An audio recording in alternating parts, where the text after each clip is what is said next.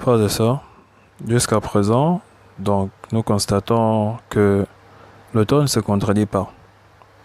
L'auteur de cette épître ne se contredit pas. Et ici, il dit sans père, sans mère, sans généalogie, c'est par rapport à l'ordre. C'est par rapport à l'ordre. Et vous savez, donc il faut savoir, il faut aussi lire bien voilà, l'Ancien Testament pour comprendre ça. Il faut savoir que la généalogie compte dans l'ordre d'Aaron.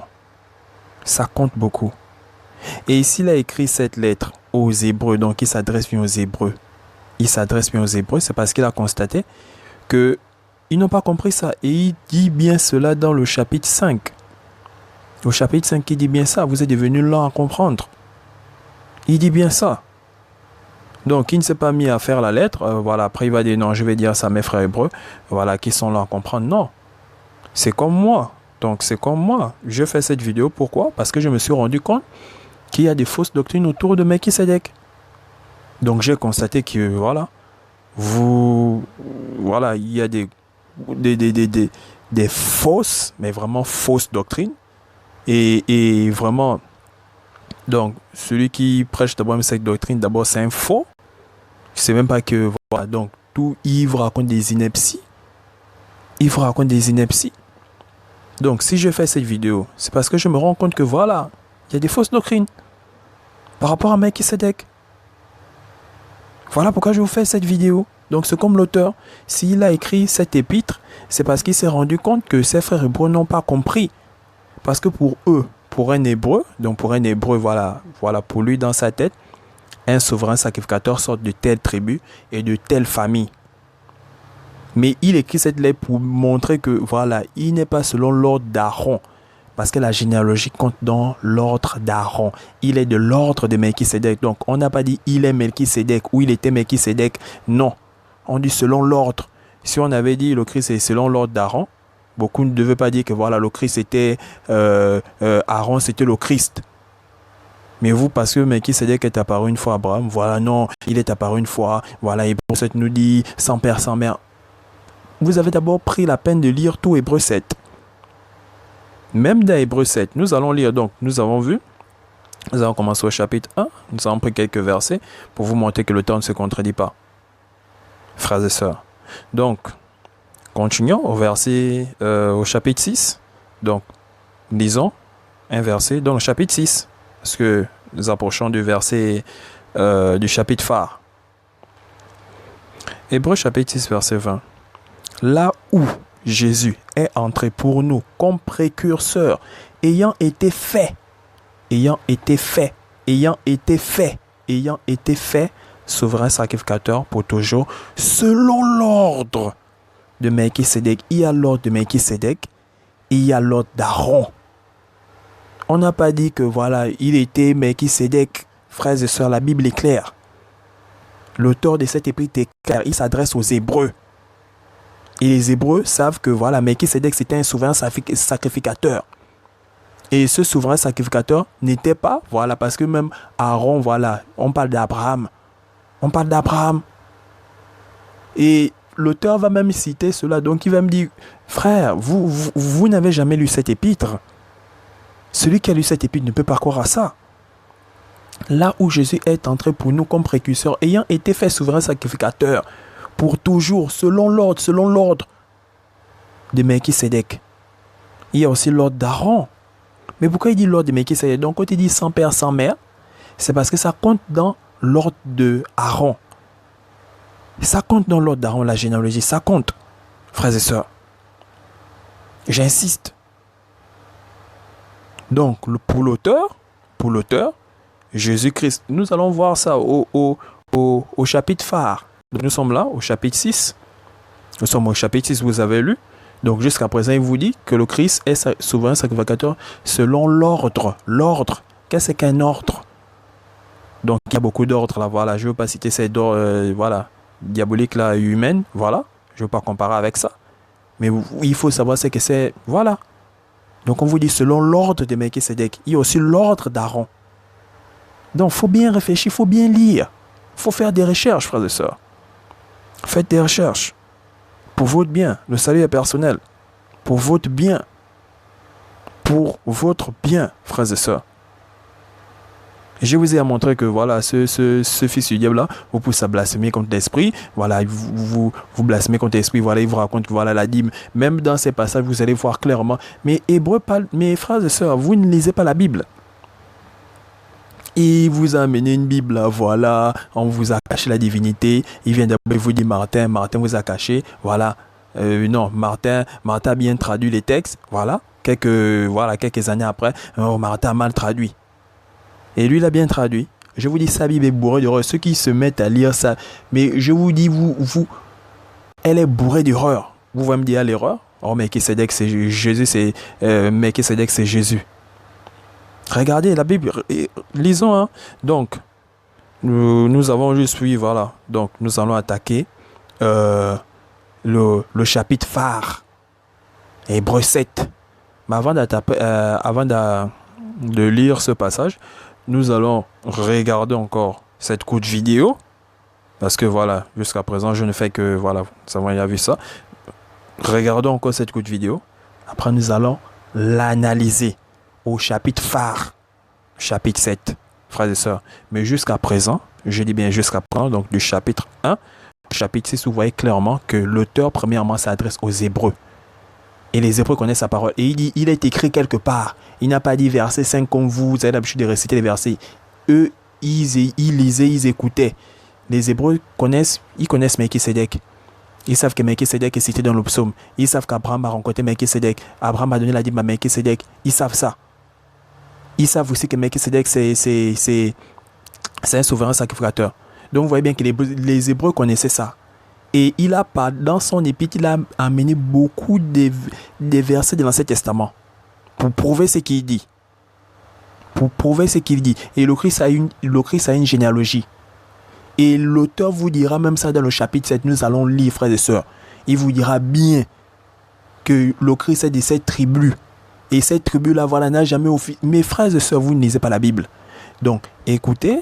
Nous allons réécouter ce qui, voilà, parce que depuis l'âge du chapitre 1 au chapitre 6, nous avons lu. Ceux qui ont compris, c'est bien. Écoutons, regardons cette courte vidéo. Après, nous allons attaquer le chapitre phare. En effet, ce Melchisédek était roi de Salem, sacrificateur du Dieu très haut. Il alla au-devant d'Abraham lorsqu'il revenait de la défaite des rois et il le bénit. Et Abraham lui donna la dîme de tout. Il est d'abord roi de justice d'après la signification de son nom.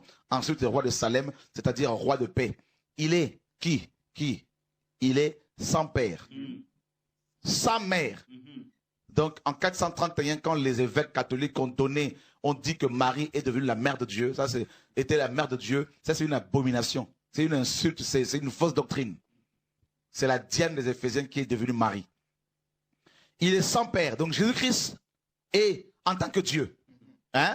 Jésus-Christ en tant que Dieu, il est sans père, sans mère, sans généalogie, il n'a ni commencement de jour, ni fin de vie. Frères et sœurs, ça c'est quand il se révélait avant son incarnation. Il se révélait comme l'ange de l'Éternel, comme Melchisédek qui se révélait une fois à Abraham. Et on nous dit que ce Melchisédek c'est Jésus-Christ de Nazareth. Et en tant que Dieu, il n'a pas de père, il n'a pas de mère. Voyez? Donc quand les trinitaires disent Dieu le Fils, Dieu le Père, Dieu le Fils, Dieu le Saint-Esprit, ça veut dire que Dieu le Fils a, mes amis, comme Père, Dieu le Père. Jésus-Christ c'est homme. Son Père, c'est le Père. On est d'accord, en tant qu'homme. Mais en tant que Dieu, il n'a pas de père, il n'a pas de mère, il n'a pas de... Mais il est le Père lui-même. Alors, quel est le Père qui va l'engendrer encore? Il est Dieu, il est le Père. Ça, c'est magnifique, ça, Yann. Frères et sœurs, vous avez tous regardé cette courte vidéo. J'appelle à votre discernement, encore. Donc, allons-y directement au chapitre 7. Hébreux chapitre 7, verset 1. En effet, ce Melchisédek, roi de Salem, sacrificateur du Dieu très haut, qui alla au-devant d'Abraham lorsqu'il revenait de la défaite des rois, qui le bénit. Sacrificateur du Dieu très haut. Donc, au chapitre précédent, il a dit tout souverain sacrificateur, voilà, pris au milieu des hommes. Melchisédek a existé. Je vous dis ça de manière claire. Donc, nous allons faire la lumière sur tout ça. Je vous dis déjà, donc, comme je vous ai dit, l'auteur, donc l'auteur de cette épître, s'adresse d'abord premièrement aux Hébreux. Il s'adresse aux Hébreux. Et pourquoi il adresse cette lettre aux Hébreux? Parce qu'il a constaté quelque chose. C'est parce qu'il a constaté quelque chose. C'est comme moi. Si je fais cette vidéo, c'est parce que j'ai constaté quelque chose. Voilà pourquoi je fais cette vidéo. Et il s'est rendu compte que les Hébreux n'arrivent pas à accepter le Christ comme souverain sacrificateur. Parce que pour eux, un souverain sacrificateur doit sortir de telle tribu et de telle famille. Donc c'est clair. Et l'auteur a beaucoup mis des passages dans cette épître. Donc il a mis beaucoup de passages dans cette épître. Et il dira, voilà, il est écrit quelque part. Donc il sait bien que les Hébreux, voilà, on connaisse quand même ces passages-là. Donc ils sauront que voilà, ça c'est tiré de là-bas, c'est tiré de là-bas. Donc nous allons analyser. Mais jusqu'à présent, donc quand il a dit sans père, sans mère, c'est parce que la généalogie compte. La généalogie compte selon l'ordre d'Aaron. Mais selon l'ordre de Melchisédek, voilà.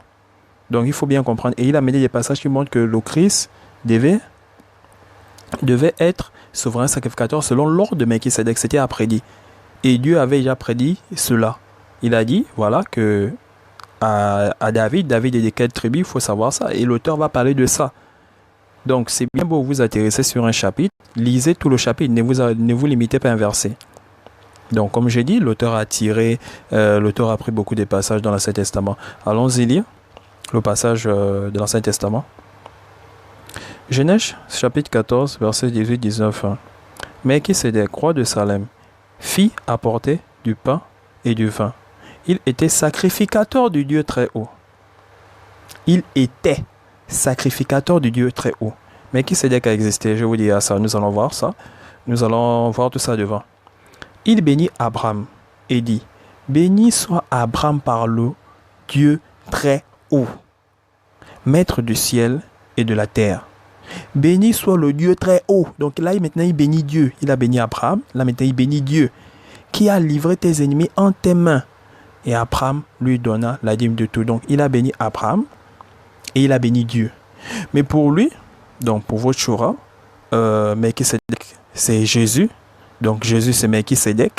Et Jésus, c'est Dieu Tout-Puissant. Donc, Melchisédek, qui est Jésus, qui est aussi Dieu selon lui, bénit encore Dieu. Bénit encore Dieu pour ce qu'il a fait pour Abraham. Donc, méditez beaucoup. Hein. Moi, je dis c'est ridicule.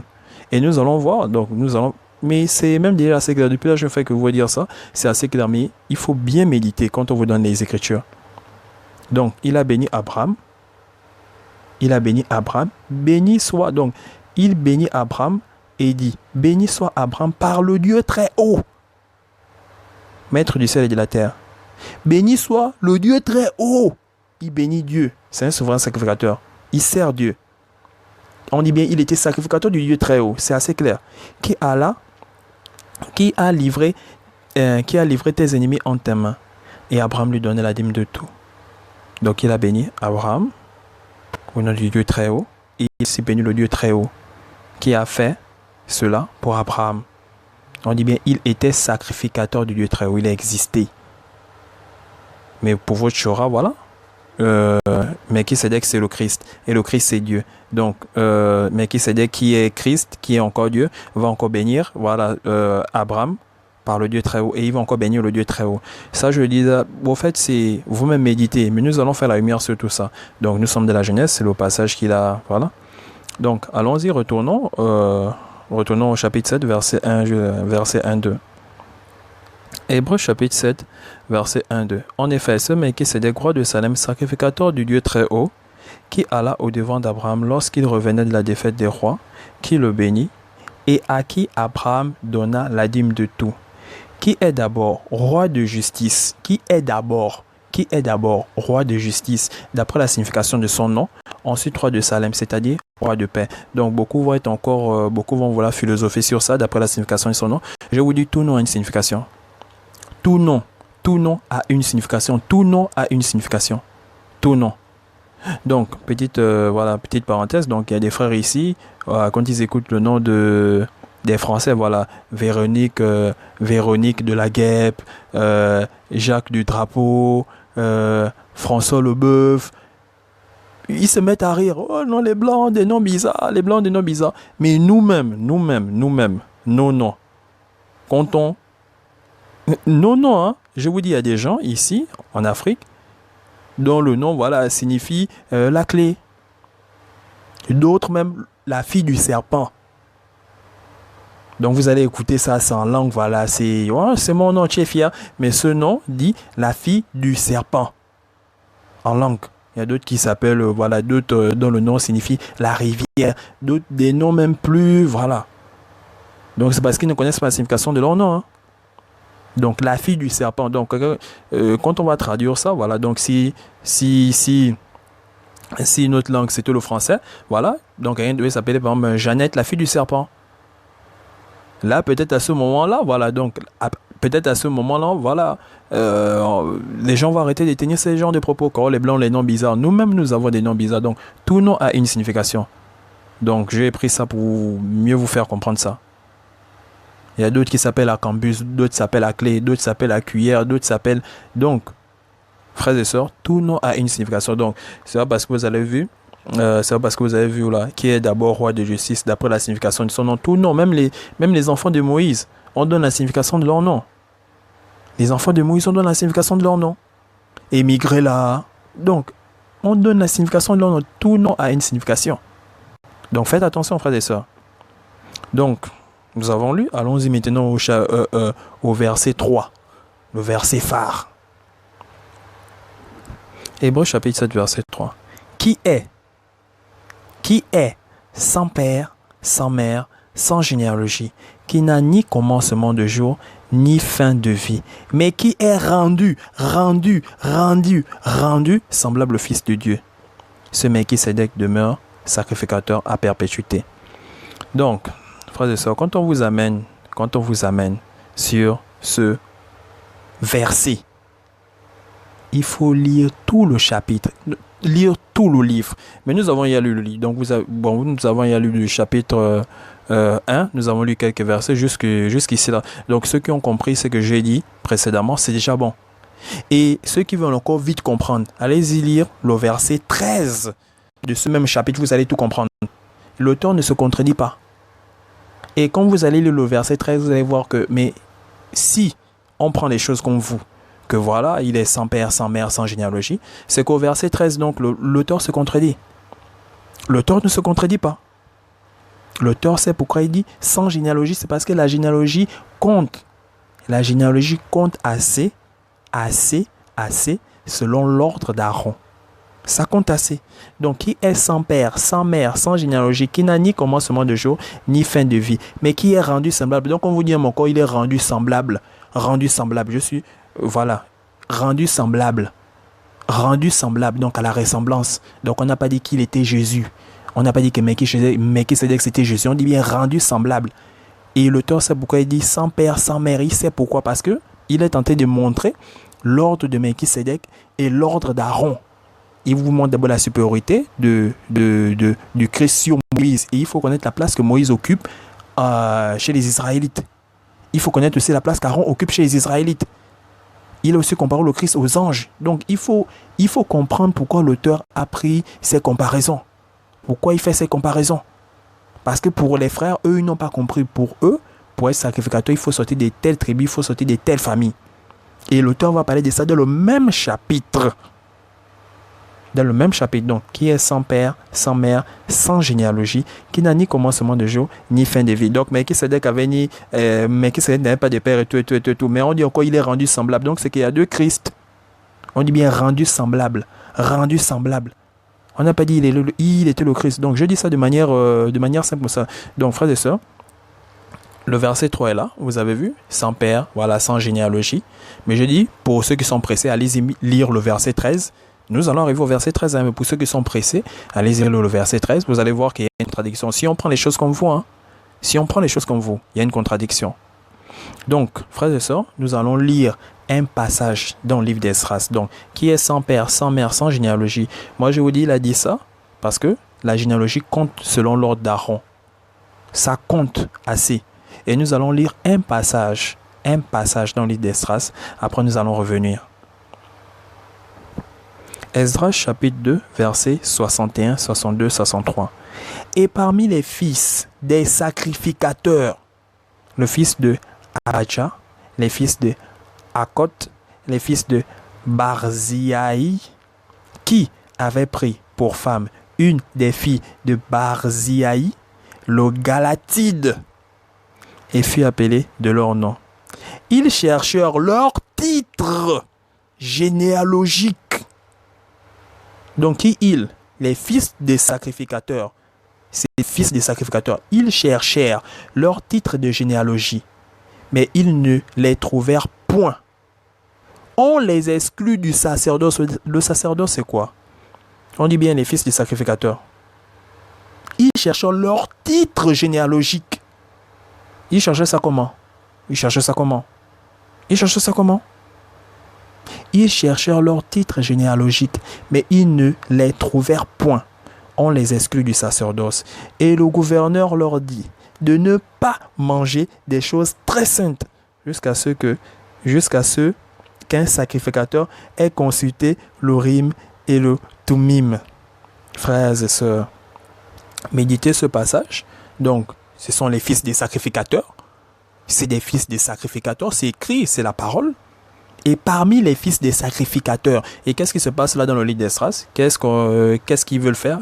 Qu'est-ce qui se passe? Il faut aussi lire. Donc, vous n'êtes qu'au chapitre 2. Donc, là, nous sommes qu'au chapitre 2. Donc, vous pouvez lire tout le chapitre 1. Arrivez au chapitre 2, vous allez comprendre. Vous allez comprendre. Donc, il faut aimer lire. Hein. Il faut aimer lire la Bible. Arrêtez de philosopher. Frères et sœurs, arrêtez de philosopher. Donc, je reprends. Méditez ce passage. Vous allez comprendre que la généalogie compte. Et quand on dit la généalogie compte. Selon l'ordre d'Aaron. Ça compte. Mais on vous dit bien, les fils et parmi les fils des sacrificateurs. Donc, quand l'auteur de cette épître s'adresse aux Hébreux, pour les Hébreux, donc regardez bien, ce livre d'Esdras, pour les Hébreux, ils sont assez stricts.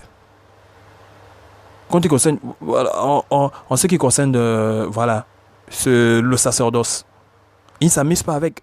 Donc vous voyez même que, frère, méditez, hein, les fils des sacrificateurs, ils cherchèrent leur titre, donc leur titre généalogique, mais ils ne les trouvèrent point. On les exclut du sacerdoce parce qu'ils n'ont pas trouvé. C'était où? Mais on sait que c'est le fils des sacrificateurs. Mais vous avez bien lu ce qui est écrit. Les fils des sacrificateurs, ils cherchèrent leur titre généalogique, mais ils ne les trouvèrent point. On les exclut parce qu'ils n'ont pas trouvé. Donc, écoutez frères et sœurs, on ne s'amuse pas avec ça. Hein?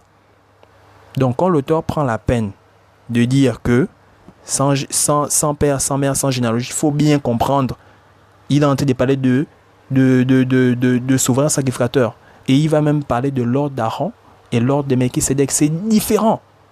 Voilà, l'ordre d'Aaron vous exige ça. Les fils des sacrificateurs, ils cherchèrent leur titre généalogique. Leur titre généalogique, c'est quoi? On vous dit les fils des sacrificateurs, mais ils ne les trouvèrent point. On les exclut du sacerdoce. Parce qu'ils n'ont pas trouvé un. Bon, on sait quand même que ces fils des sacrificateurs. Donc, on ne s'amuse pas avec ça. On ne s'amuse pas avec ça là-bas. Et le gouverneur leur dit de ne pas manger des choses très saintes. Donc regardez, frère, ne vous amusez pas. Jusqu'à ce qu'un sacrificateur ait consulté l'Urim et le Thummim. Donc méditez ce passage. Méditez assez ce passage. Donc quand je vous dis, la généalogie compte selon l'ordre d'Aaron. Et l'auteur, c'est pourquoi il dit sans père, sans mère. Bon, maintenant, votre aura appris ça, il a mené ça loin. Voilà, le Christ n'a pas de commencement. Voilà, Jésus en tant que Dieu n'a pas de commencement. Vous avez des problèmes, le Christ a été créé. J'ai parlé de ça. J'ai déjà parlé de ça. Donc, revenons. Hébreux chapitre 7, verset 3. Qui est sans père, sans mère, sans généalogie, qui n'a ni commencement de jour, ni fin de vie, mais qui est rendu. Donc, on vous dit encore rendu, semblable au Fils de Dieu. Semblable, il est rendu. Donc on n'a pas dit que Melchisédek c'était le Christ ou le Christ était Melchisédek. On dit rendu semblable. Et nous allons lire. Donc, pour ceux qui sont pressés, allez-y lire le verset 13. Vous descendez. Donc nous allons lire. Hein, je vais sauter ça comme ça. Donc je vous laisse aussi quelques versets. Voilà, vous allez décortiquer ça vous-même. Ce Melchisédek demeure sacrificateur à perpétuité. Donc, allons-y lire un autre passage, donc du même chapitre, hein, donc le verset 6. Et nous voyons ici là que, mais qui est rendu semblable. On n'a pas dit que c'est le Christ, on a dit semblable. Donc, Melchisédek a existé. J'insiste, il a existé, il est souverain. On dit bien même dans Genèse 14, il était souverain sacrificateur. Il était. Donc, je dis bien, si Melchisédek avait passé un mois chez Abraham, donc beaucoup devaient dire non, Melchisédek, voilà, a existé et tout. Mais comme on vous dit, voilà, il est apparu une fois, voilà, pour vous, voilà, selon la signification de son nom, tout nom a une signification. Donc, vous avez vu, sans père, sans mère, sans généalogie. Dit pour ceux qui sont pressés à les lire, le verset 13 du même chapitre. Donc, continuons, sans père, sans mère, sans généalogie. Au verset 6. Et lui qui, il faut lire le verset qui précède, et lui qui ne tirait pas de son origine. Donc là, on parle de Melchisédek. Et lui qui ne tirait pas de son origine, il éleva la dîme sur Abraham. Et il bénit celui qui avait les promesses, les promesses. Donc, je dis bien, je ne veux pas prendre tous les versets, je vous laisse quelques versets, vous allez décortiquer ça vous-même. C'est important. Tout chrétien doit lire la Bible, frères et sœurs. Donc, et lui qui ne tirait pas de son origine, de qui? On a parlé des autres bien avant. Donc, allez-y voir, allez-y lire. J'ai pour le chapitre 6, le verset 6 pour vous faire comprendre. Et lui qui ne tirait pas de son origine. Quand on parle d'origine, on parle de quoi? De quelle origine? Quelle origine? On parle de quelle origine? Faut méditer, hein? D'autres vont encore philosopher, non, on parle des cieux, voilà l'origine. Jamais.